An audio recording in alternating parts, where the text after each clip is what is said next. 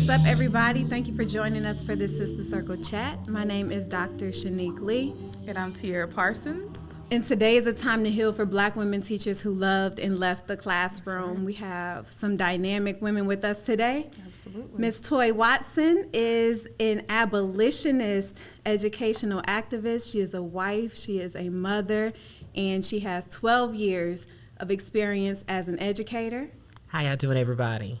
And then we are also joined by Ms. Kiarra Wigfall, who is a child of God, first and foremost. Mm-hmm. She is also a sister, she's a daughter, she is an educator, and she has 10 years of experience in education. So welcome, ladies. Thank you. Thank you. Yeah. Thank you for joining us. So I'm going to start with you, Kiarra. Can you just tell us a little bit more about yourself and your experience as an educator?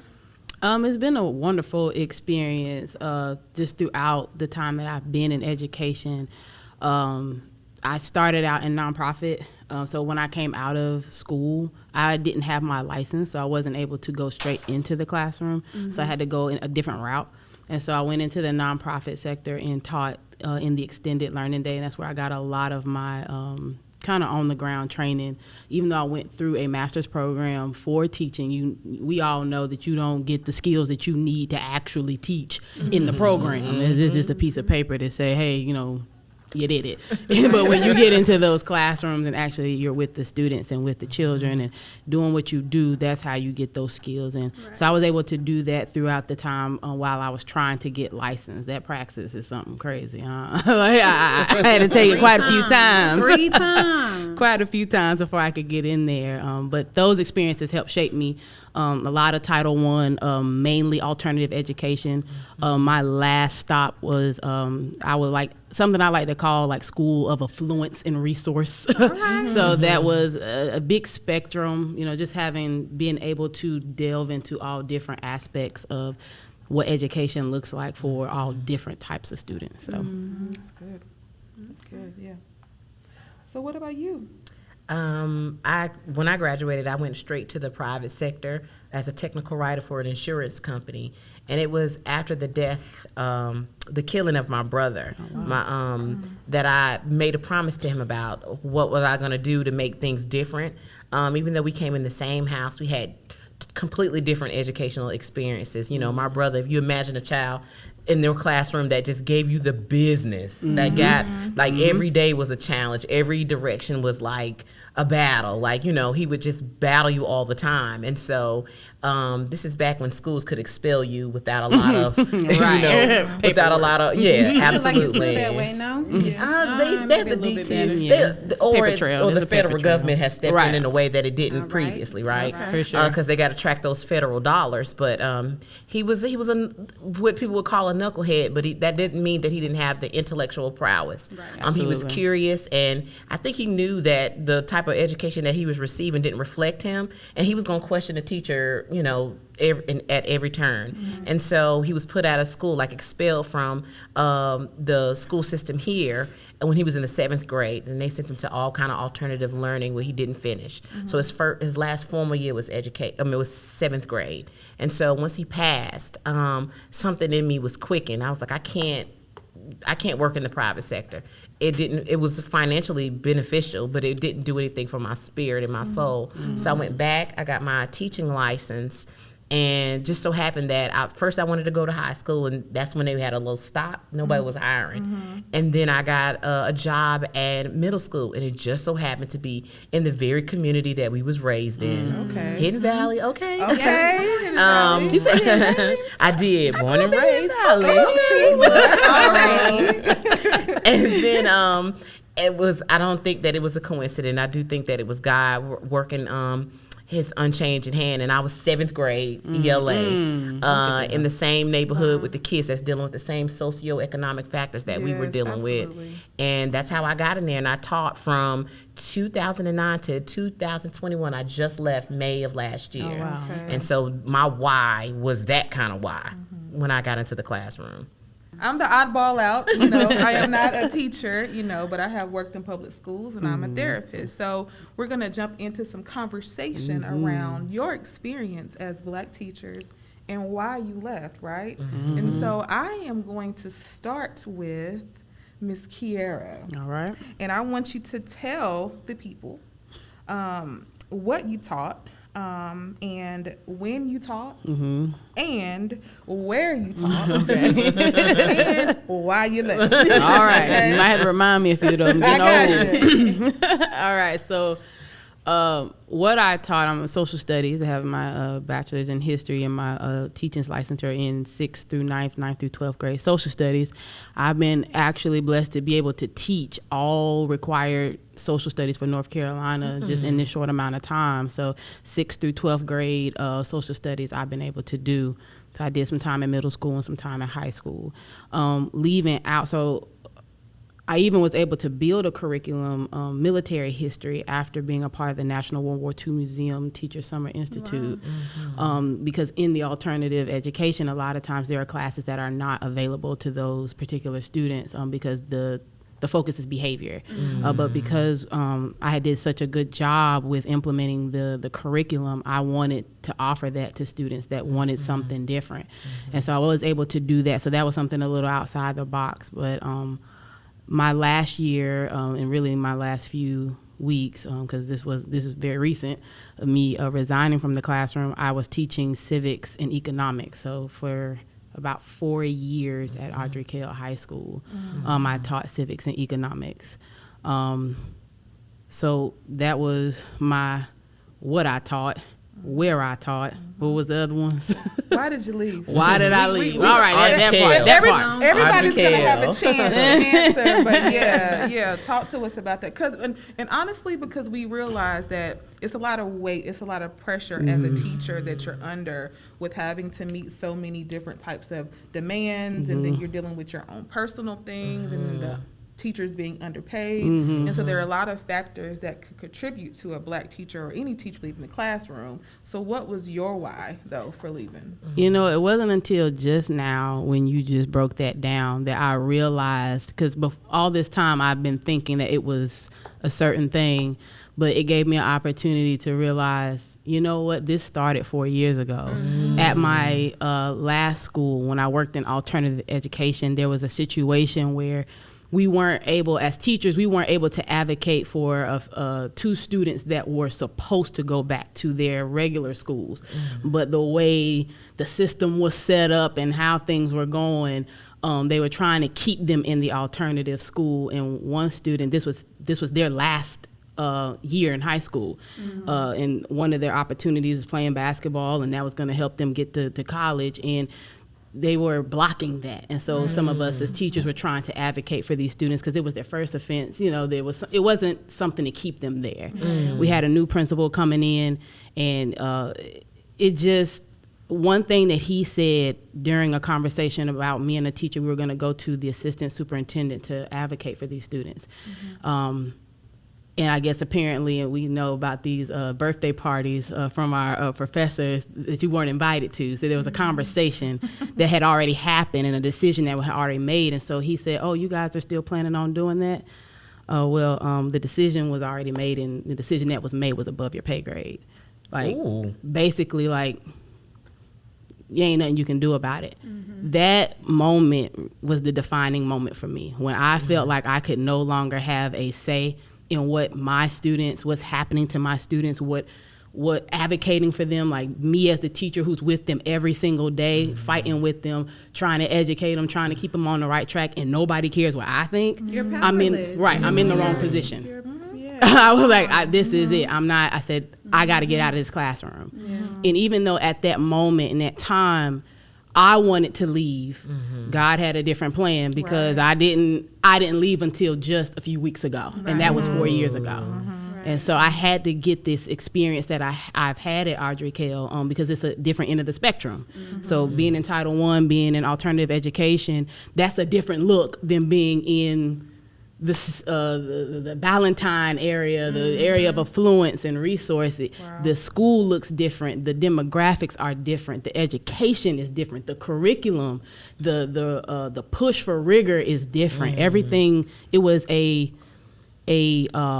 culture shock for me. It was a transition for me as the teacher. I can only imagine as far as being a student in that particular school. But I would say that moment then and everything that has gone on has pushed me to that place of hitting this mental block and wall to where I knew the stuff that I was doing in the classroom. It was, yes, I'm impacting students, I'm touching lives, but it began to become very trivial because it was something beyond. I could see beyond this classroom and see that there are things that I know that I need to be a part of. Otherwise, it's not going to change because of the passion that I have for it. So I would say that's kind of the larger scope of why, like, I needed to leave the classroom. Crazy that you say all of that, Kiarra, because I actually met Tierra and Kiarra and myself, we were in the same doctoral program, and I met Kiarra. She's a student in one of the classes that I teach, and each week we do a check-in, and hopefully you don't mind me sharing this. Go ahead. Let them know. Each week we would do a check-in. And Kiarra was like a 2, 3, rate how you feeling on a scale of 1 to 5. Yes. Kiarra was a 1 to 3. 3 was a good day for a minute. And I remember the day when she was like, I'm a 5.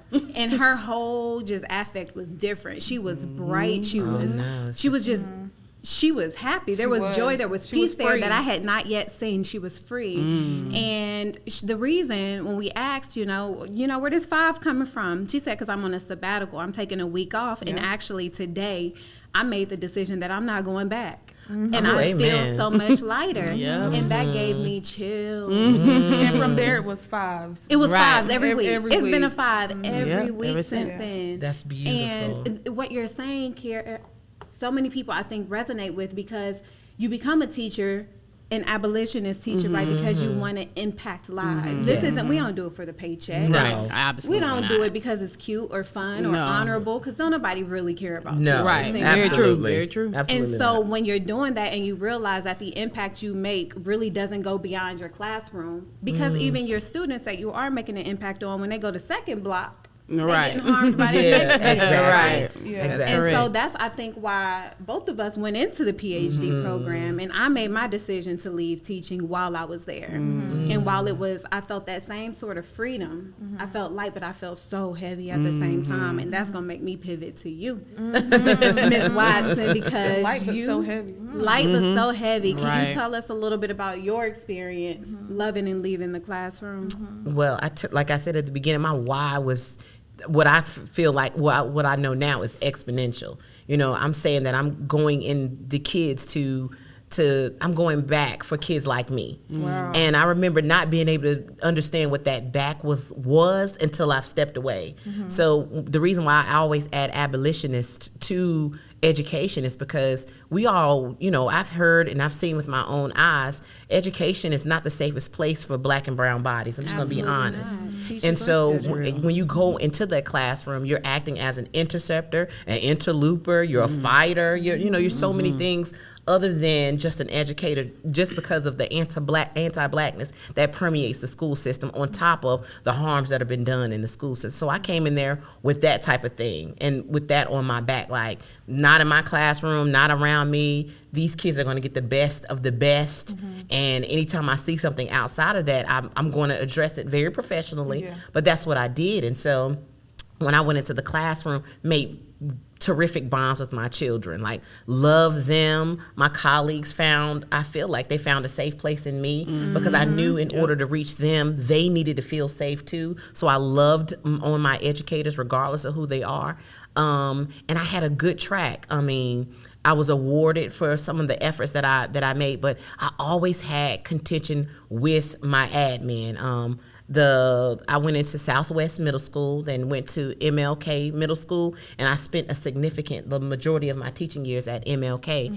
And I don't know anybody who's familiar with CMS, that school is a school. Like, it's not. I was there for a little while. It's not the average middle school. No, it had very high school tendencies, just because of what the kids have to navigate this situation. Right. So they're already adultified from the environment, from their environment. Then they come in, and people don't understand that even though they have that bravado, they're still children. Right. So they're being harmed from the time they walk in the door. Pull your pants up, put this on, don't do this. They're being harmed from the time they walk through the door, all until they come into my classroom. And my job, I felt like, was to undo harm in that hour and a half that I had. And so because I had admin who came from affluent backgrounds, and if there wasn't, it was rural, and there's nothing wrong with that, but they didn't understand what the chip was. Well, why he have an attitude? Well, what's wrong with her? And I'm like, you don't know what they had to do to make it here. Right. Yeah. Just to get to like, school. do you know what they had to do to make it here? You know what I mean? Like, you don't understand. So give them some space. And so because they didn't feel like their respect was inherent, it was always some contention, and they felt like I undermined them with the way that I interacted with the kids. So that, you know, you have a principal that was like, you're not gonna act like that, or not today, baby. And I would say, come on in the classroom, it's okay. And so they felt like me trying to diffuse the situation was me undermining their authority. And I'm the type that nobody got authority but God. So All right. a couple notches down. You know what I mean? Right now. But also give this child an opportunity to come to themselves. Like, just relax for a second. And so what eventually led me out of the classroom, because I was able to fight through all that, because I knew that they knew not. It was one of those things like, you don't get it, and it's all right. Right. You know, but it is an undermining tone and saying, you don't get it, baby, it's all right. You know, people don't like that. And so I left that school, and I did a really good job.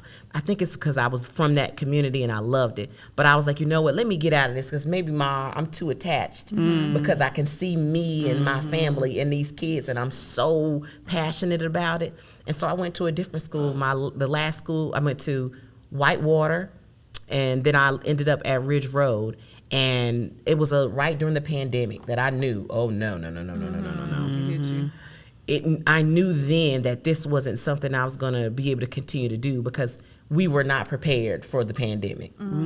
And the burden of educating these kids and not knowing what their home circumstances were, what I brought up later, became insurmountable. Make sure they're there every day. Make sure they got to get this and get that, and you have to do these things. Like, did we check to see if the kids was okay first? Right. Never a check-in with their spirit. And so once I saw that, and we had a principal shift right in the middle of that, and he was brought in, this is my personal belief, the principal that I ended up with, I think that he was brought in because the school's demographic looked Title I like, and they don't want to change it into Title I. And so he was there to kind of sweep it up, get all the old teachers out and bring some new teachers in. And the school is doing terrible. It's staying in the news. But that's what got me out of the classroom. Never feeling like, I felt like I was a part of the problem. Like I was a part of the hurt.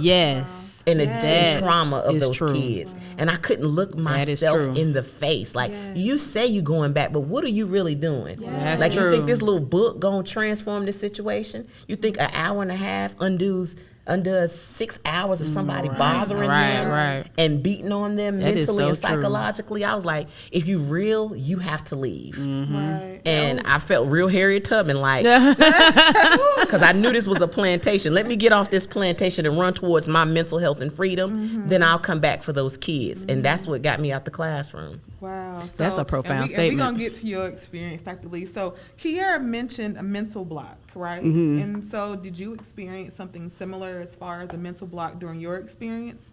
The mental block was, you get a lesson and you like, oh, this is CRT. And you know, I want to clarify culturally relevant teaching for those who think that we're in the classroom giving the kids critical race theory. It's culturally relevant teaching. This book touches and hits on these things, and I would make sure I get the books that the kids like. I honored their voice. Then I would get in front of those kids, and it's like, you know, Trayvon Martin has been murdered. You know, and we're going to go on with the lesson. You know what I'm saying? And you have Keith Lamont Scott here in Charlotte. He's been killed. Don't talk about it. You know what I mean? Like, so the mental block for me was, I have to teach the kids, but I can't acknowledge the realities of their world and what's going on. You can't be culturally relevant if you're not talking about the relevant things that are happening in our culture. So I just couldn't. I'd be in the classroom like, got a lesson plan to sit, stand up, and the kids would be like, not into it, not because I wasn't bringing it, because I would bring it, you know what I'm saying? Because, and I brought it because I loved them, and I understood that they didn't owe me their attention, and they didn't owe me like them liking and being into the lesson. So I catered it to them. I asked them, what do you want? And I tried to make sure I brought it, but it would be kids would be in tears. Like, Miss Watson, you really about to read this book? And you know what I mean? Like, it was burning going outside of the neighborhood last night. Because, you know, that stuff that happened at Kilo Monster was in close proximity to their school. They like, we really going to talk about that, Miss Watson? Or if they lights were cut off. Like, I can't today, like, Miss Watson. Like, I don't got no lights. You know what I'm saying? Or if, when I got to a more, quote-unquote, affluent school, you know, my mom don't talk to me. And she don't talk to my dad. And I saw her coming out the bathroom crying. You know, that the mental block was me not being able to hold those kids and hold space for them and then try to educate them. Wow. Whew. So that's a lot. It is. But I It applaud is. you all for your strength. So is. Dr. Lee, so share with us a little bit about your experiences with loving and leaving the classroom. My experience was interesting. So I also did not go to school to become a teacher. I remember graduating from high school. High school was hell for me, okay? And I remember when I left, I said, I will never step foot back into one of these buildings. Never say It won't never. happen. I will never. And so I went to school. I wanted to be a psychologist. Oh, Okay. me too. Okay. I wanted to do that. I'm from St. Louis, Missouri, and Okay, Right. don't get me started. Okay? So I'm from St. Louis, Missouri, and I knew that my experiences were just different from so many people that I loved. My educational experiences, just the privilege that I felt like I had was so different. So just to give a little bit of context and background, I come from a divorced parent household, but they were both extremely active in the raising of my brother and myself. And so we would move around a lot. And my dad was also in the military, so constantly moving. So Rodney and I would, live with my dad for a school year. We'll be somewhere, and then we'll move with my mom for a school year. We were in St. Louis, other spaces, because my mother also moved a lot. But I know that the thing that my parents prioritized each time we moved, each time we went somewhere different, was education. And in their minds, understandably so, in the minds of a lot of parents, a good education means one that is white. And so even in St. Louis, when I was in high school, all the St. Louis public schools had lost their accreditation. And so my mom, she worked real hard. She got a few jobs, and she sent my brother and me to a private school. Anyway, say all that to say, school was a terrible experience for me, because even though I was in those spaces where I, quote unquote, got a good education, at what cost to my identity as a black girl growing up, at what cost to my understanding of what it means to navigate this world. And when I talk about my identity, again, I think about my cousins and everybody else in my family who didn't go to those private schools, who didn't get the same sort of education that my parents gave my brother and myself. And so I wanted to become a psychologist to go back to communities like the one that I was from and provide services in that realm to black kids who weren't getting what they needed. Right. Did the master's, or did the undergrad degree, did the master's, and while I was getting my master's degree is when Michael Brown was killed. That was in St. Louis. That was in St. Louis, 15 minutes up the street from where I lived. Wow. And that did something different for me than all the other police shootings that were, popping up on TV. And it kind of awakened something in me, because at the same time, while that happened, I was starting to really draw connections, because I was seeing clients. I worked with an organization where I saw kids I was a therapist to kids who were under deferred adjudication. Judge said, if you don't go, get therapy, then you're going to get locked up. So I was essentially their last resort. All my clients were black and brown. And when I would, explore, why do you have this truancy charge?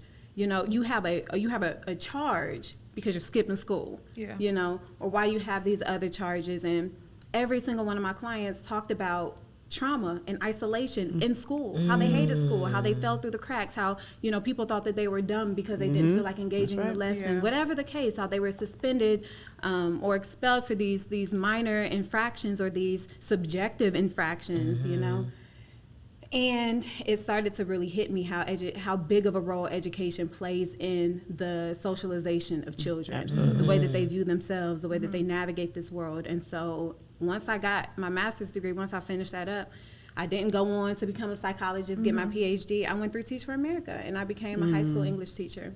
By far, I taught for 4.5 years. By far, most foundational experience of my life. Best 4 years of my life. Yep. My kids are my entire heart. They still are. I got boundary issues, so Still calling. right. in. A lot of them. I had lunch with one of my babies and her baby the other day. One of my students' child is my godson, and leaving the classroom. When I was in the classroom, I loved what I was doing, and I didn't have admin who were unsupportive. I would say they were supportive, but they didn't necessarily, encourage me to do the things I was doing. But they let me close my door and do my thing. Right. And it was great. It was a wonderful time. But I was never satisfied with knowing what my students were still up against when they left my classroom, or even when they were inside of my classroom. My little 90-minute lesson was never going to be enough, and I felt this heavy burden to do more. I enrolled in the PhD program, Curriculum and Instruction, because I knew I wanted to impact systemic things in education, but I knew I still didn't want to leave, so I didn't know what that was going to look like. It's like, I'm going to stay, I'm going to still teach, but I know I got to do more, so let me go get this other degree. So I stayed in the classroom while I was getting my PhD, and it became a point where I had to go. My mental health in line up the same thing y'all are saying. I was depressed. I hated getting up and going to school every day, anxious, and my students were not getting the version of me that they deserved. Absolutely. It was the hardest decision in my life to leave the classroom. Wow. It was the hardest decision in my life to leave the classroom, but I was not going to survive if I stayed. Wow. So the mental health theme is pretty heavy, right? It's a stigma in the African American community anyway to talk about it. Right. And so for those who may not know what that looks like, what did that decline look like for you? And be real with the people, because it could have looked like you walking around smiling and everything, because depression doesn't always look like being down, So what did your mental health experience look like? How did it unfold before your eyes? Mine looked like I'm late every single day. I My cannot students was waiting get outside the class. there on late. time. Didn't care when you walked every in. day. Girl, I would walk in strolling. I wouldn't even walking fast. Whistling. You're lucky I'm here. But I was late a lot. Like, anybody who knows me, like, Watson late. They would open my door for me and turn on my light because they knew that I was going to be late. No, we family on that one. I remember crying my first couple years, crying in the car, and then kind of putting on a face of, hey y'all, want to be there, being checked out during planning, like, I didn't want to be like involved in any of the planning that went along with being in education. I think the most detrimental part was my hair started falling, like thinning and falling out. I had locks at that particular time, and I noticed that my locks would get thin in areas, and I was like, my hair is falling out, because a lock, it's the strongest at the beginning, and then as that root is started, at that point, I was like 15 years in. So I knew it was thinning because it was getting thin from the root. So my diet was poor. I gained an extreme amount of weight. My bladder wasn't working right because teachers can't go to the bathroom. You can't go to the bathroom. You're forced to hold your urine. Like you can't relieve yourself.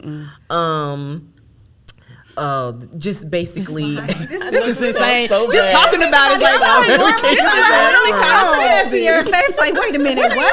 couldn't be. I had to threaten somebody to go to the bathroom. You better bring somebody down here or I'm leaving. You can't use, if you leave the children You unattended, can't. you don't know what's going to happen. And if something happens, it's on you. You can't call someone for a moment. If they have somebody to come relieve you. Man. Like I said, I had to threaten that woman on the phone. You get somebody down here or I'm walking out this classroom. You'll wear a diaper if you're smart. And so I couldn't use the bathroom, so my kidneys was acting all the way up. And that impacts your blood pressure. So I know my blood pressure was sky high. And just checking out at home. Like, you know what I mean? Like, you can't connect with anybody who don't know that struggle. So I found myself at the job talking about the job, then leaving the job, calling the people who worked with me at the job, still talking about the job. And I couldn't make that connection with my husband. I only had one child at that particular time. She wasn't getting what she needed because I just needed and I couldn't sleep. I don't know about insomnia for y'all, but I had suffered from the worst kind of insomnia. I could not sleep. Nails all brittle, girl. That's why they got that meme about what teachers look like. Going through. Yes. Wow. Kiarra, did you share some of the same things? I did. A lot of those things I resonate with. Quite frankly, I kind of built this very hard shell, especially being in alternative education, with I don't cry in front of kids. That's I don't care what they're doing. I don't care what's going on. I don't cry. I've never cried. And when I started having panic attacks at school, I knew.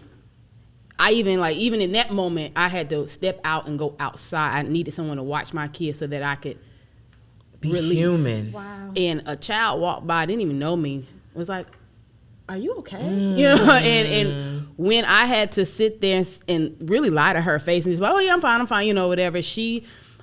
She asked me for my name and wanted my email. I said, "Well, I'm on the website. You can find my information there." But I got an email from a teacher later on. Said one of my students said that they saw you, and I guess she went and told her like, "Hey, there was a teacher outside, crying," and I guess she just wanted to check in. So one of the biggest declines for me is when I could no longer hide it from my kids. Wow. When they started to see my decline, they were asking me, "Are you okay?"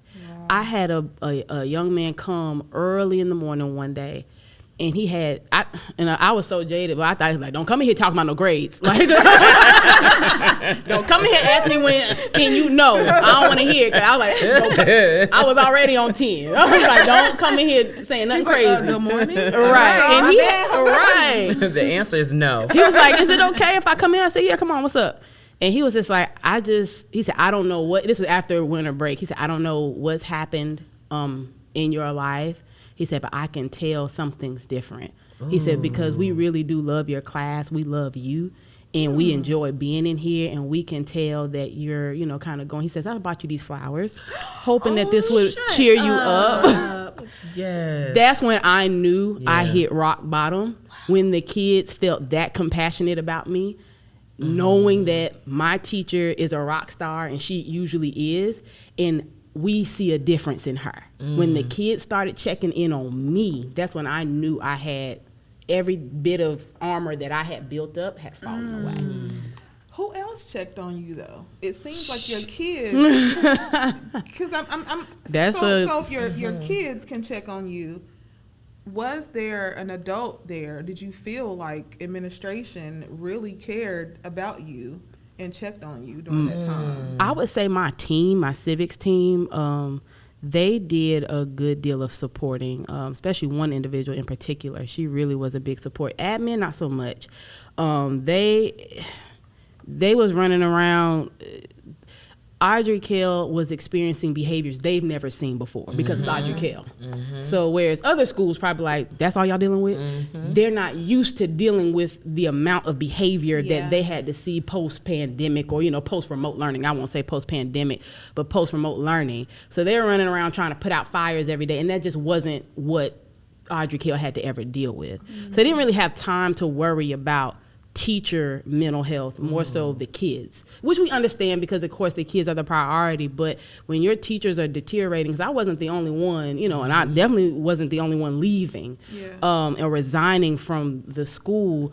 I will say when I did tell them, "Hey, I need someone to come down here to, watch," they would support and be like, "Okay, we'll bring somebody." So it wasn't just like you're out on this island by yourself, but there was this comment that was made like during a staff meeting that I really I just couldn't believe it. It was like, "We have to stop using the pandemic as an excuse." Oh, no. And I'm just like, Child, it's Wow. what? It's like, this is over in that. the world. they're right. We got to get past that. We got to live with it now. So we need to be sure that we need to be focused on rigor and increasing, scores and this, that, and the third, and helping the students. Life is rigor.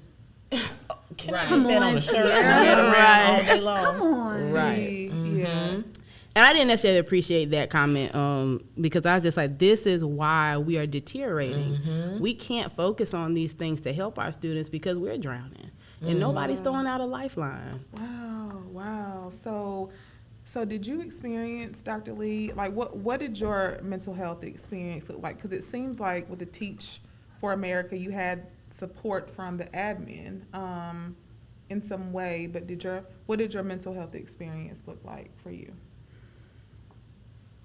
Mine was outside of the classroom. So similar to what Toye shared, I'm crying every moment of the day except the 90 minutes I'm in front of students. And so I'm internally in my mind saying, just hold it in, just hold it in. You got 7 more minutes. You got 7 more minutes. To Just the hold it in. minute. To the minute. I will minute. run out to my car and sob and then fix my face and go inside. Right. Game time. I would be at home because my life was consumed by teaching, and you said something. I'm writing down all this. Toye, you said something. You can't connect with folks who don't understand your struggle. Oh, my and gosh. it's so real. Yes. How isolating is this experience? Yes. Right? Because again, as Black women, mental health, it's not necessarily something that we often talk about to other people. We will talk about it afterwards. Talk about what we went through, not what we're going through. Right. That's true. The only way that I was able to sleep is when I would play there's an Anthony Evans album, Home. I would put that album on repeat and put it on low under my pillow. Wow. That's the only way I could fall asleep. And so now today, anytime I hear a song from that album, it takes me right back to that place.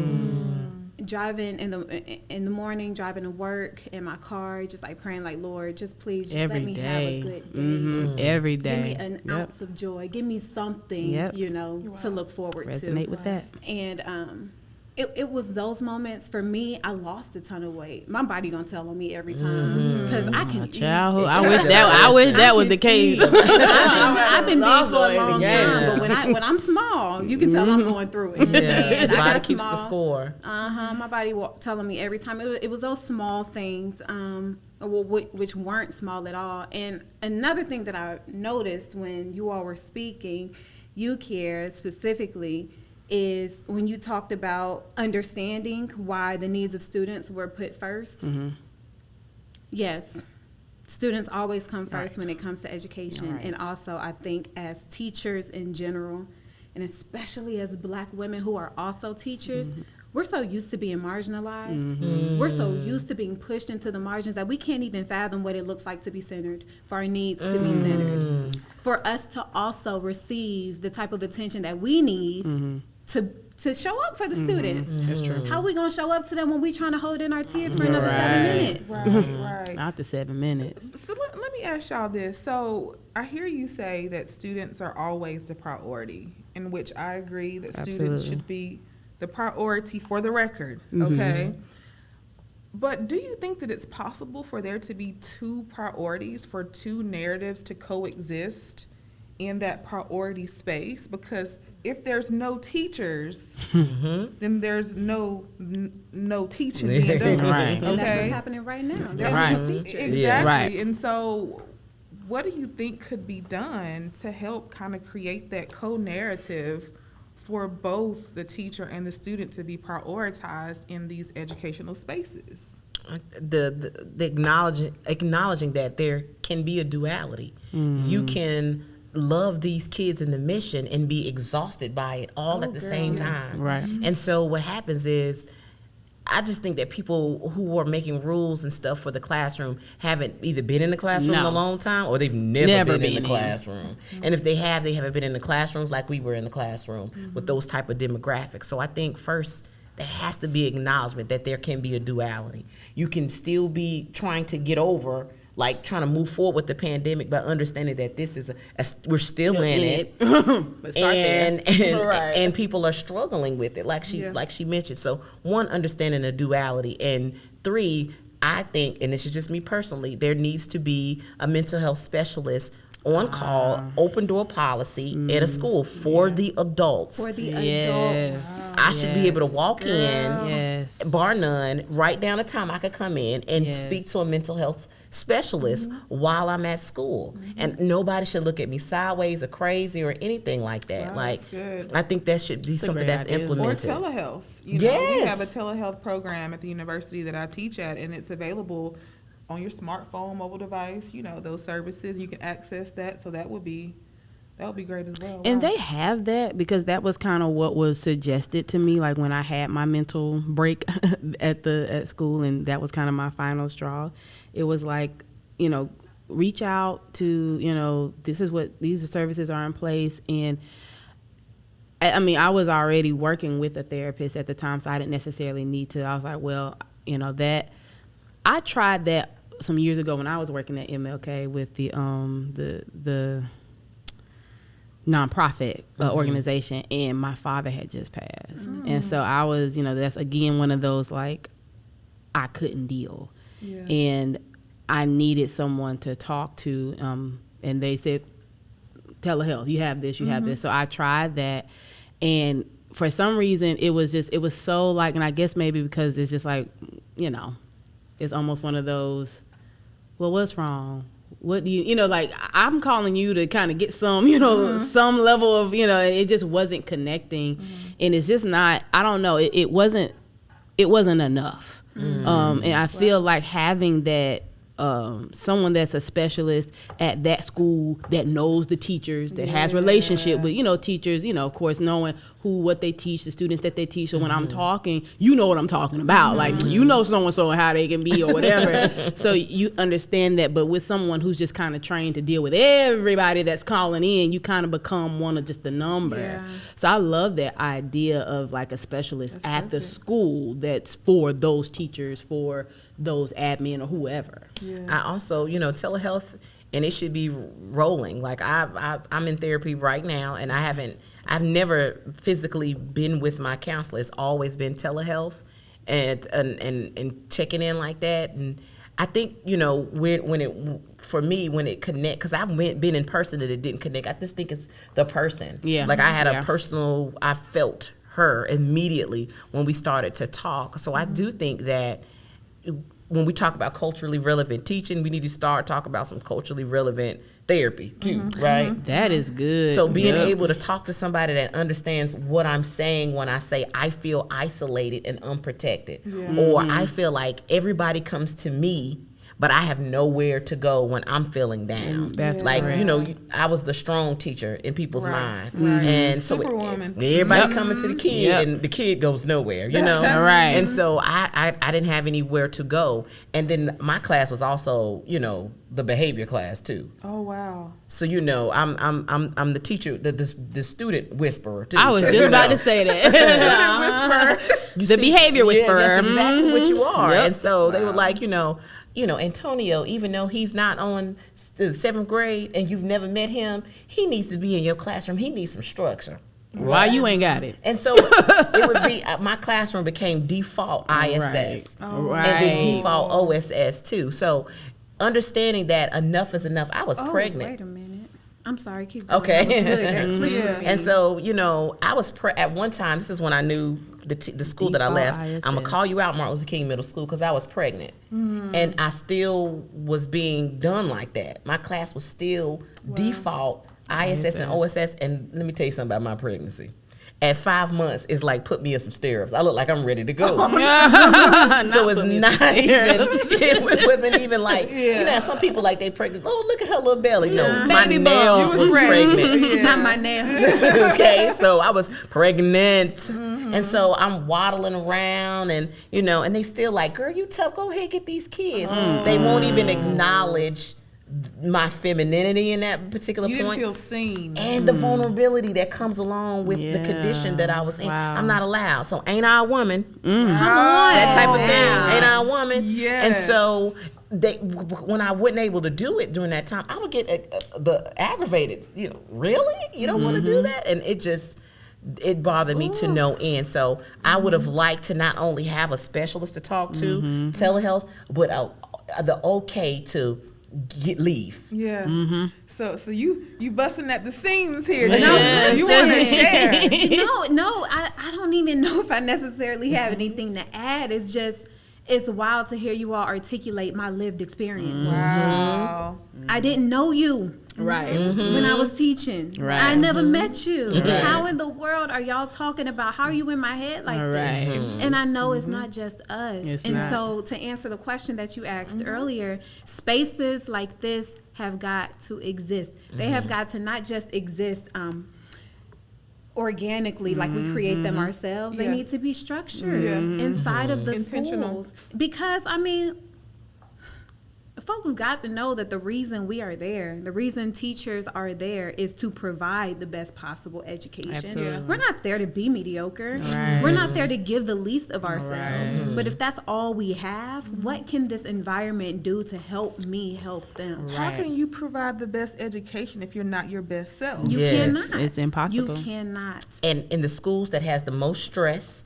and the most adverse behavior, you could see the highest turnover. Teachers in and out and in and out. And that contributes to the problem. The kids Right. not getting rigor, they're not getting people that care. It's just not providing the space for the kids to get what they need or for the adults to provide what the kids need themselves. Because when you try to operate as your best self, when you have nothing to pour from, that's when you burn out. Yeah. And that's what all of us were trying to do. We were trying to still be the Miss Watson, the Miss Wigfall that our students loved, but we couldn't. And I was ashamed of the fact that I was not able to be who I knew I could be Right. for my students. And I blamed myself. Wow. I didn't see it as a systemic issue that I was battling. Yes. And you said something, Toy. You said that your classroom was used as a default ISS. And that hit me because I've never conceptualized it that way. Because I mean, don't we all the students were sent to my classroom, they need some structure. They just need I can't with them today. Can they sit in your classroom? And you already know. When they come and they sit in Miss Lee's classroom, they're gonna do what they need to do. Exactly. I have never ever experienced a behavioral problem that some of my colleagues would talk to me about. I remember the first time, it was during testing. You was shocked, I'm sure. Baby. It was during testing, and I was a proctor for a history exam. I walked into the classroom, and it was my babies acting a plum fool. You should have saw the faces I was making in the classroom. I was talking through my teeth, like, if you don't sit your Right. Yeah. like, who are you? Yeah. Right. And it's wild to me because it's not that's not our students' fault. Right. Yeah. Anyway, that's a tangent. Yeah. When you said, the default ISS, that is what it is. And it makes you really think about the way that our schools are really a microcosm of our country, at least. Yeah. Yeah. And I saw this different on the different end of the spectrum when you're dealing in a school of affluence and resource. I thought, okay, well, here I'm not going to have to deal with such and such and such, which became true, but there were other things I had to deal with that I had never thought or even experienced. The level of need is just as great, just in this sense of I have to be number one. I have to be the best. I have to be. So I'm, in a sense, your personal servant. You need to answer my emails when I email you. If I'm emailing you, my child reached out to you, and you haven't reached back out, and it's only been 24 hours, my grades, my testing, I need to do it. It's so much need because there's this desire I have to finish at the top of my class. I have to go to UNC Chapel Hill. I have to be, everybody's fighting to be number one in this school, and everybody's fighting to be the number one scholar. So where does that leave you as the teacher? You have to constantly be rigor. You have to constantly, how do you challenge? And then, of course, being a teacher of color, you're being second guessed on whether you're able because I was to gonna do lift that. I was gonna lift And it up not if you even just would. by parents, but by the students. I've had students try to correct me in class. Someone stood up, raised his hand and said, "No, that's not right." When I was explaining about something about insurance in North Carolina, granted, I was right and he was wrong, but the fact that he was just able to just be like, "No, that's wrong." Wow. That type of stuff. I always question, like, did he just do that? Because it's that constant, you don't want to in your mind, but it's just like, what else could it be? Because I'm up here, I do this every day. Yes. Like I'm competent, and it makes you question even your colleagues when you try to give suggestions, when you try to bring things, they're not taking it. They don't want, they'll try to act as if, this sounds good. Nobody's using it. Nobody recognizes that excellence. You don't get that recognition, and you kind of, and I remember like in the beginning, I had one of the highest degrees on the team. Wow. I had been teaching longer than a lot of them. And I felt incompetent. Wow. I felt like, dang, like, am I not good enough to be here? Like, and it's that environment that also will cause that mental break. It'll also cause that shift in that need in students to have everything because they're so used to having everything. Absolutely. That's a different level that I had never experienced before. And that played a big role in my combustion. I'm gonna piggyback off what you just said because I'm from Charlotte, and so I went to Charlotte Mecklenburg schools, and so I was bused, old enough to have been bused. Oh, okay. And so I was used to being in environments where I would be in academically quote unquote gifted classes, but be the only black face in there, and automatically getting. My parents are from Charlotte, went to CMS, and they were the second generation of people that were desegregated. My grandma from Charlotte went to CMS when it wasn't called CMS, and so I already had that conversation. It's like when you show up in these spaces, you gotta already know. So when the summer come, my mama would automatically get those books, and I would have to have those books read before I got in class. I needed to know. So when I started quoting and talking about stuff, I used to be like on page 60, such and such. I love a quote. Right, you love a quote. Got a quote. So I would always, but I also knew very, very young, because I was bused, that if I'm showing up in a space and most of the people don't look like me, I know if I'm there or somebody else is there, that they're the best too. Because they had to work their behind off to even be in that space, to even carry on the conversation. So when somebody at a school of influence would try me to the left, because I wasn't about that business, I ended up being angry, right? Because first of all, have a seat. Several. Because I have this, and this, and I wouldn't even go down. I had an energy about me, and it's like you felt like they were assaulted by your crown of intelligence. Whoa. Like I feel assaulted that prepare to get knocked all the way out. That was right. So even when I'm in a space where there's not a lot of influence, because I want to advocate, it's problematic. When I come into a place that has more influence, and I'm still not cowering, it's an issue. Like, oh no, here she come, Sister Soldier, Michelle Obama. They want you, if you're not smart enough, they want you to be like, they want to be able to humble you if you are very intelligent and very proud of who you are. Yeah. Right. And one thing I didn't do is I didn't make other kids cower. Like, I was proud of my blackness. If I had kids of Asian descent, I wanted them to be proud of their. Yeah. I would bring it to the table. We didn't read one book that you was gonna go around the world with the literature in my classroom. Right. People felt offended by that. You know, I remember we read a book by a gentleman, the absolute true story of a part-time Indian. Girl, yes. Sherman Alexie. Yes. Fabulous writer. Parents were so upset that I was lifting up Sherman Alexie. And this is a renowned author. Why are you talking about that? This is in a school of influence. Why are you talking about him? Why are you lifting up that experience? Because it's national. It's in a National Native American Heritage Month. Number one, They're gonna have their month, not their day. Right. And we're gonna get to the truth before Thanksgiving, before we get to it. And they just had a problem with me lifting up everybody. So I'm just packing up. I never felt like I was less than, but because or questioned it, I always got calm down, or she's mad, here she's gonna run down her resume. I got that kind of thing. And you could. And did. Yeah, your resume. Okay. It's not, absolutely. Now, I will say, just to add on to that, I will say in the latter years, what I saw Audrey Kell starting to do, they started to acknowledge a lot of the racial issues that they were having in the school, and they started to put in place cultural competent professional developments and things of that nature. So I saw the admin trying to, but the thing is the stuff is so deeply rooted.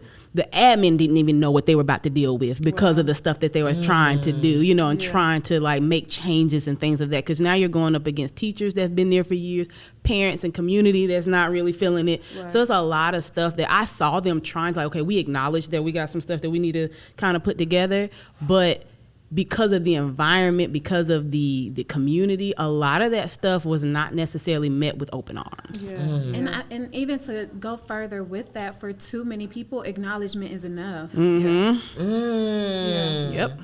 Yep. Acknowledgement is never enough. I taught the same book, The Absolutely True Diary of a Part-Time Indian. That was one of the first texts that my students would read, and I didn't get pushback because of the Native American author or the context of the book.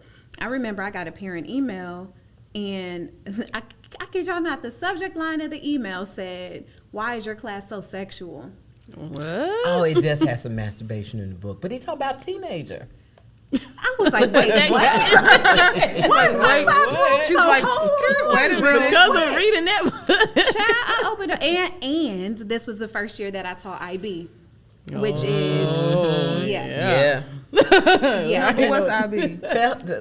Explain. So it is an international baccalaureate program where basically it's like AP. It's a way of teaching that allows students to get an additional credential when they graduate from high school. Okay. Something fancy. It's fancy.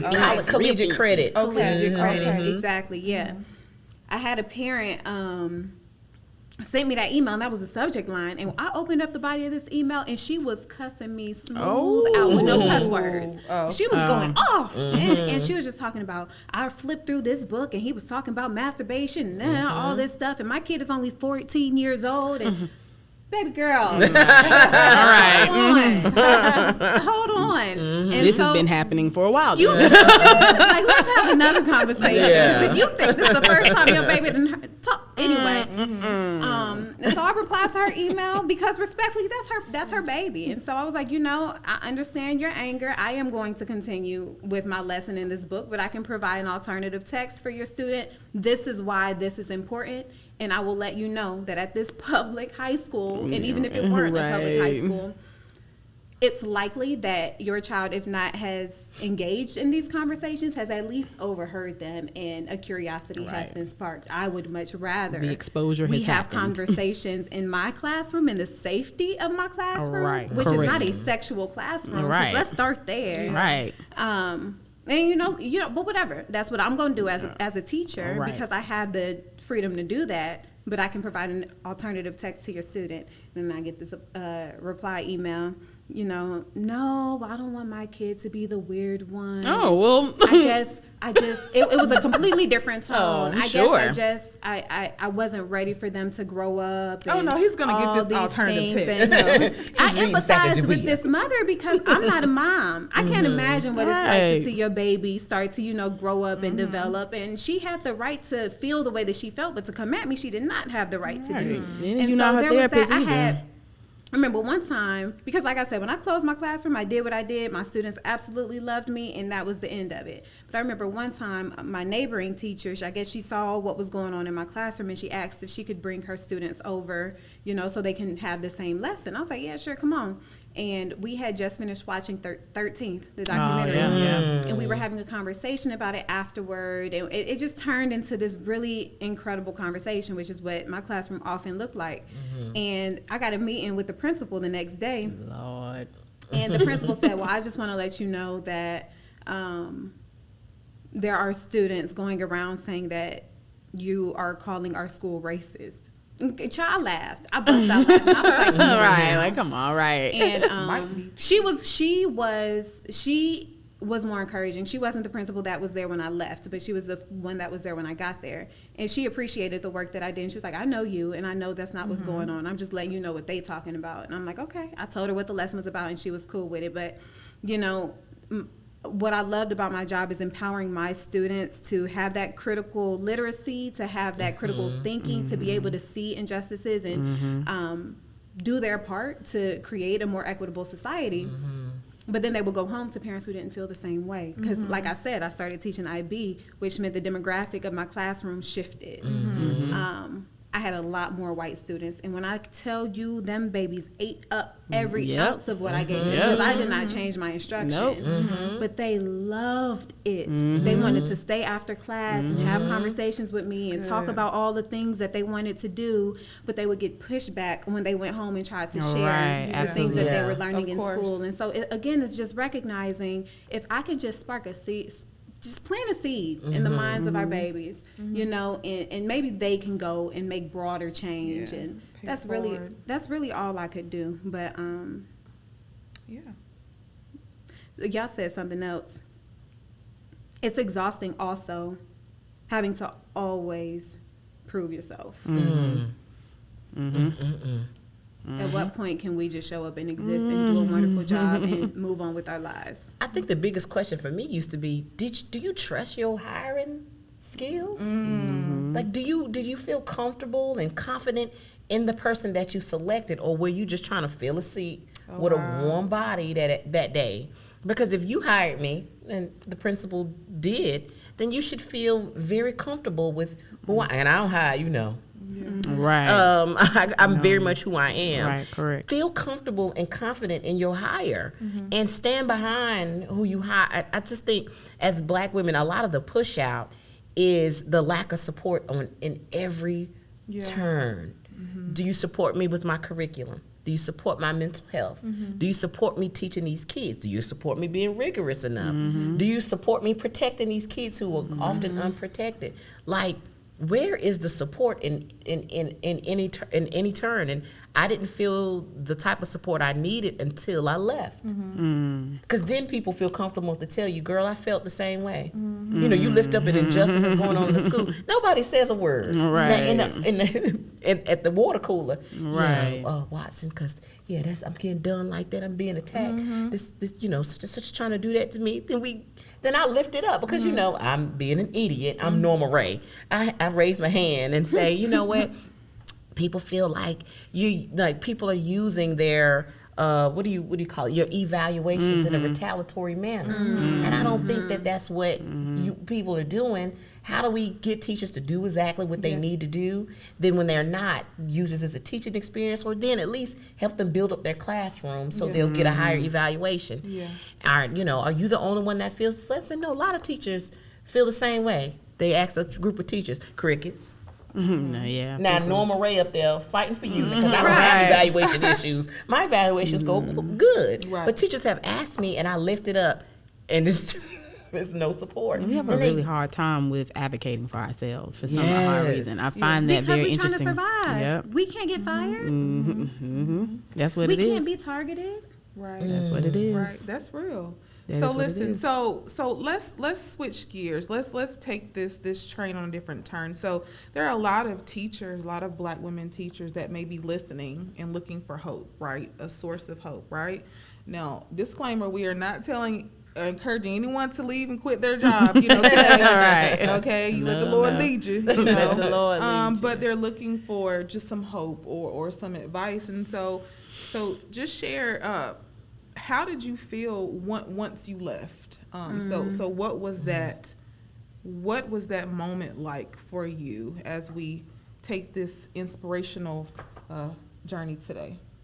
Initially, it was difficult. I will say a friend of mine who also is an educator, Black male educator, in Jacksonville, North Carolina, he gave me this analogy and he was talking about how firefighters who die in the line of duty, a lot of times you find them still with all their equipment on. You'll still see them with everything on and they're burnt to a crisp, trying to have, in most cases, it's like they might have survived had they took some stuff off and ran away from, the fire. Wow. But because it's so much a part of their identity, it's like, I can't do that. I have to stay. And, if I have to give my life, that's what I'm going to do. Metaphor, honey. That's metaphor. And that got me because when I had to go out on medical leave recommended through my therapist and my doctor, And it happened so quickly. And what I will say, the admin was so supportive of it. That was a blessing, because not everybody's, admin is like that. They stood by my decision and walked with me through that the entire time. So I'm very grateful for just God working with them, working with me. But in those moments, I still had on the equipment. I said, so do I need to fix my canvas? Do I need to? She was like, I don't want you to do anything. She said, Shout out to your admin. Yes, shout out to the admin for real, because they were a big help. She said, I don't want you to do anything. I want you to go home and do nothing. I want you to rest. And so I'm just like, she said, now, if you want to do that, because I'm thinking like, I want to help out. I want to make sure, my kids, I'm still in full-blown teacher mode. But they're saying, drop the equipment and run from the fire, and I couldn't do it. And even when I went home, I started having anxiety dreams. I had dreams where I was thinking, the kids were calling me a bad teacher. And it was all in my head, because I'm thinking, because I'm running away from the fire, I am a bad teacher. The kids are not. And as the week went on, that wasn't the response I got. When I put into my remind, telling them, hey guys, once I finally made the decision, I got a lot of great feedback from the students, and a very mature feedback that I wasn't expecting.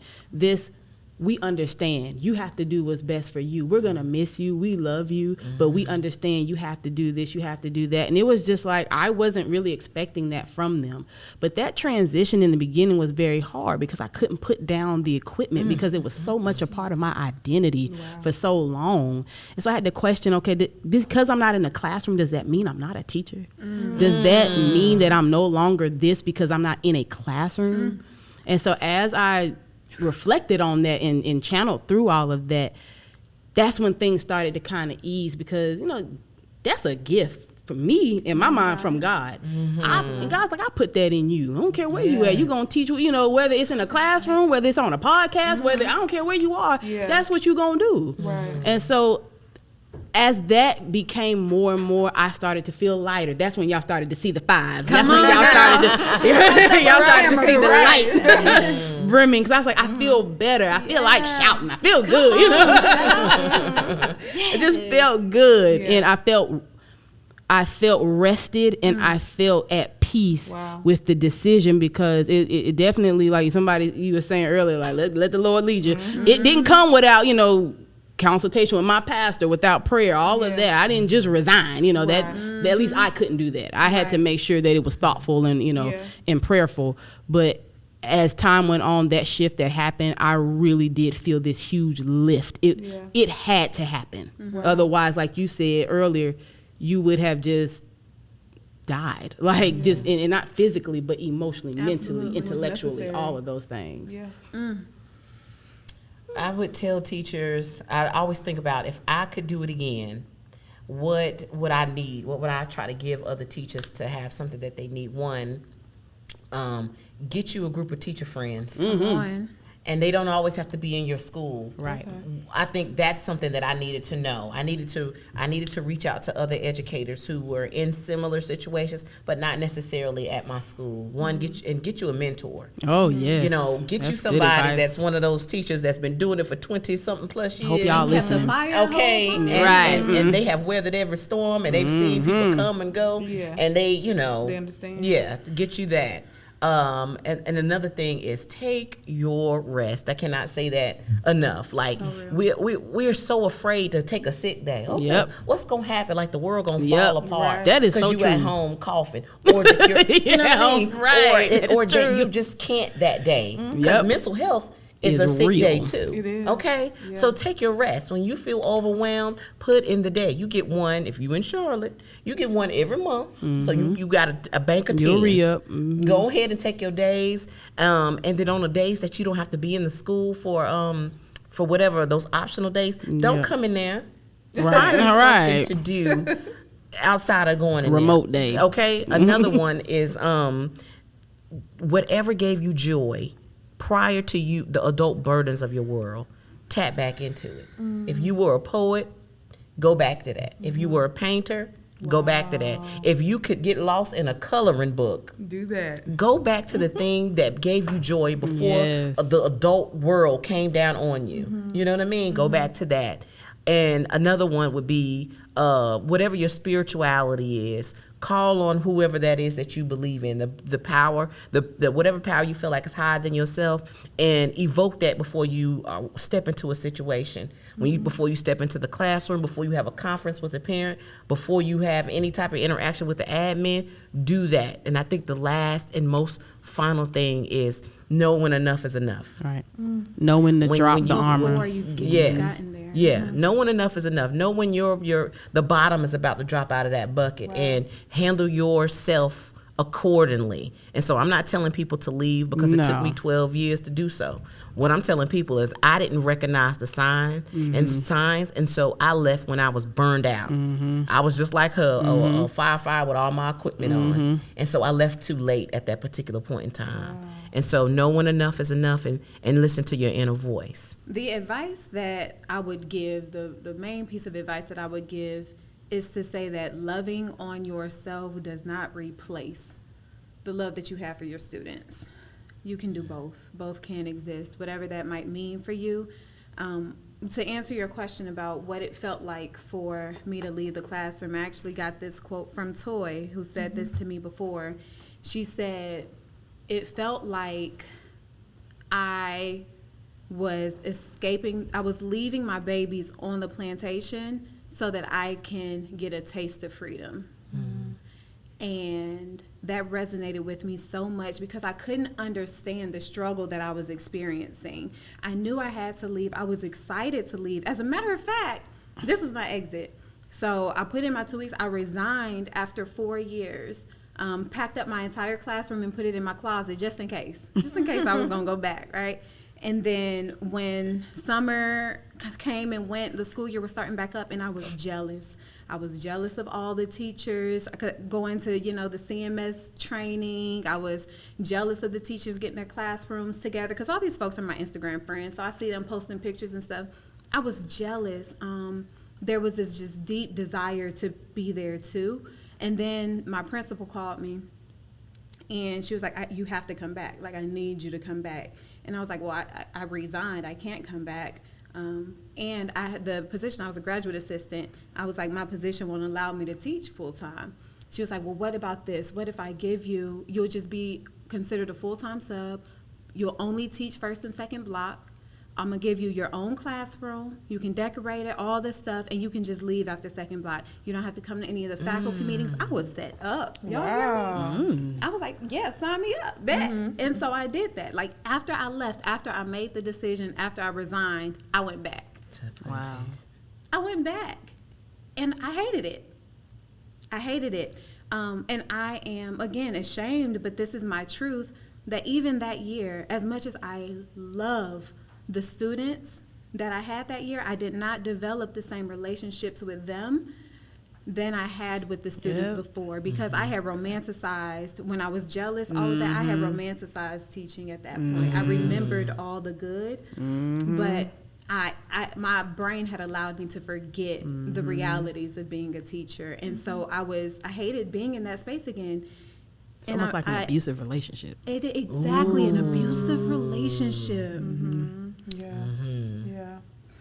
Honeymoon period. That's what that sounded like when you were saying that. That's what you were romanticizing the good and forgetting all the. My Lord. Wow. My Lord. Yes, all of that. All of that. It's okay. And I left, and I hate the fact that I went back because of the way that I left my students. I left in the middle of the semester. It was December. I left in December, and y'all know in CMS, that's not even the end of the semester. They still got to go back in January to finish out the semester. I left in December, and that time I left everything. Left everything on the walls, left all the stuff there to whoever was next. And I told my principal, I told her what was going on. I told her I was applying for a full-time job, the position that I'm in now, and if I did that, I wouldn't be able to do this gig anymore. And I kept her in the loop from jump, and once I got the position, I told her, and she, please don't go. Please don't go. I told her I had to. She was like, I have nobody to replace your replace you with. Do y'all know the long-term sub that I was replaced by was a substitute gym teacher?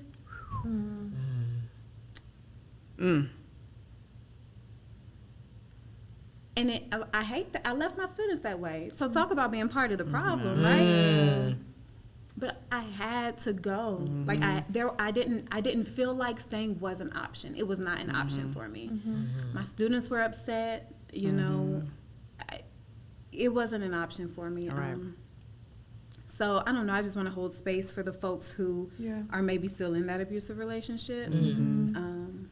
If I would advise anyone and everyone to seek therapy, and if you seek therapy and you feel like it doesn't work for you, find another therapy. Right. I went through Definitely. 3 before I found Tarita. Shout out to Tarita. All right. And just allow yourself to heal in those spaces. Before I share another resource, I'm going to open the floor back up to you ladies to ask if there's any final words that you would like to share.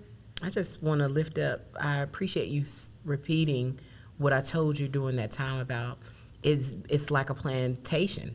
Like the way the school systems are structured, I feel like they work in exactly the way that they are supposed to. Absolutely. And I think that everybody, even the people who are on that structure who seemingly have power, I think they're struggling too.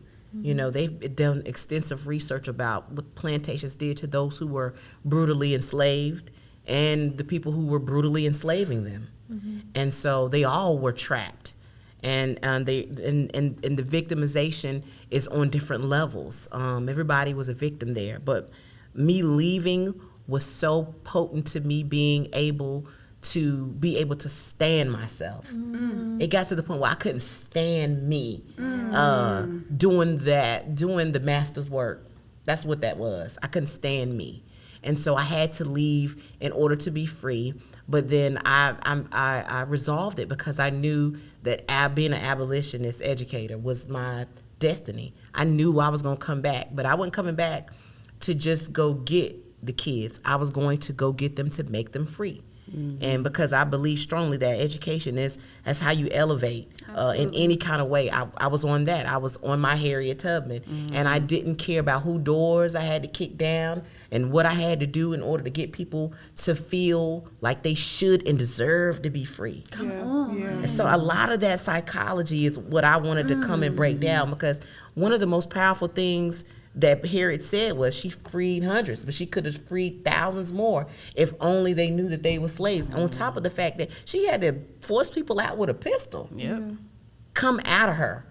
You know, the way that we're doing it, the business of the education, come out of her. And I'm not afraid to be a clarion call to come out of that and be free. And so one of the things one of the lasting things that I want to say is, you can come out of her in a lot of ways. You can transform your classroom. You can transform your curriculum. You cannot be afraid to say, you know what, I know that's what the school system says that we're going to do, but that doesn't serve the population of these babies, so I'm going to do this. Yeah. And you would come out of her in that way. And understanding that it is indeed a plantation, right? But, you know, be an abolitionist. And that's not just the work of black women and black men. Right. That is everybody's work. That's right. So get your William Lloyd Garrison on. Right. And you go help Yo, make Jane Addams. okay. And go help make people free. And dismantle this monster. And we do it one by one, and then heal. The advocate for therapy, heal. Because I was one of those people like, well, I'm free, so I'm good. And I really wasn't paying attention to those wounds. I didn't allow for them to be buried, and I didn't give myself a chance to grieve. Some of the things that I did wrong and that other people did that wronged me. I didn't give myself a chance to grieve. So if you do leave, That's real. give your chance an opportunity to grieve what you lost, but understand that you can serve in different capacities, and your ultimate job right now is to be an abolitionist. Go make people free. That I definitely resonate with that a lot. Just because this is very fresh for me. Like I hadn't I had my mental break in the beginning of March. And while I was on that little sabbatical, I decided to resign. And so my last day was actually April 4th. So this wasn't too long ago. Now, granted, I wasn't in the building, but that was my last official day with the school. So a lot of the things that you're saying, it really resonates with me because everybody's always like, well, now what? Yeah. What are you going to do now? What are you going to do now? So it's just like, well, what I'm doing now, being in this PhD program and kind of equipping myself to not necessarily go back into the classroom, but to do something about the situation that I left. Mm-hmm. So that's the key. Because there are implications of people like us leaving the classroom. We're leaving behind students and children in the hands of folks that may not care. Right. And we need to have a hand in doing something about that, whether that is changing curriculum, whether that is teacher prep programs, whether that is mentoring and building organizations, or whatever it is that we're going to do. Can't just leave the building on fire. We got to come back and put the fire out. So even if that means doing some things that are outside the box. So I had to embrace the fact that I don't have to be a teacher to really create some real change in my students' lives. If I'm impacting people that are going into these classrooms, I'm touching more students than I'll ever be able to touch because they're going out in all these different places. So I just feel like finding where you fit, because some people need to be in the classroom and need to stay. Absolutely. And if that's your jam, that's where you stay right there. Stay right there and fight the system or fight inside, and have those of us that are like, I want to fight from a higher power. We need all those positions. So we still need people in the building, and we need people outside of the building trying to work within what those spaces are and what they look like and making those changes. So I would promote finding where you fit. If you know teaching is this is what I do. I can't leave, I can't go. Don't. And stay right there and do what it is that you can do to impact those that come through your door, because we still need that. Those of us who are, I see beyond this. I need to be beyond this. Come out. Don't stay. Don't stay longer than what you're supposed to. When you recognize that, of course, I'm always about prayer. I'm always about letting the Lord lead you. That's me. And if the other people resonate with that, you talk with God before you make a move or make any type of adjustment to your life, and do that, and then come out and make those changes from the outside to go in. Because we need all those spaces really occupied in order to really get what it is that our community and our children really need. I'm glad. I mean, both of y'all wrapped it up beautifully. They did. Beautifully, because we need soldiers in every single position. Because this is a war. This is liberatory work. To be an abolitionist does not mean you have to leave the classroom. That's true. And so, as far as resources go for the folks listening who resonated with this conversation, maybe you loved and left the classroom, maybe you loved and want to leave the classroom, maybe you love the classroom, you're still there, you're exhausted, and you don't want to leave. There are resources in the description for you to join a National Sister Circle and be able to talk to other women and have this space of healing, which is the whole purpose of us being here, right? To provide a time to heal, because enough is enough. We have work to do, and we cannot do that work pouring from an empty cup. And so thank you all. Tierra, did you want to add any final words? I just want to say, for those who are listening, just make sure you affirm yourself in your greatness every day. Absolutely. Redirect those thoughts to more positive thoughts, and tell yourself that you're worthy and that you're capable, because you are not alone, and we're here to support you in your pathway to hope and freedom. So, I love it. All right, I'm Dr. Lee. And I'm Tierra. This is A Time to Heal. Thank y'all for joining our Sister Circle, and we will see you next time.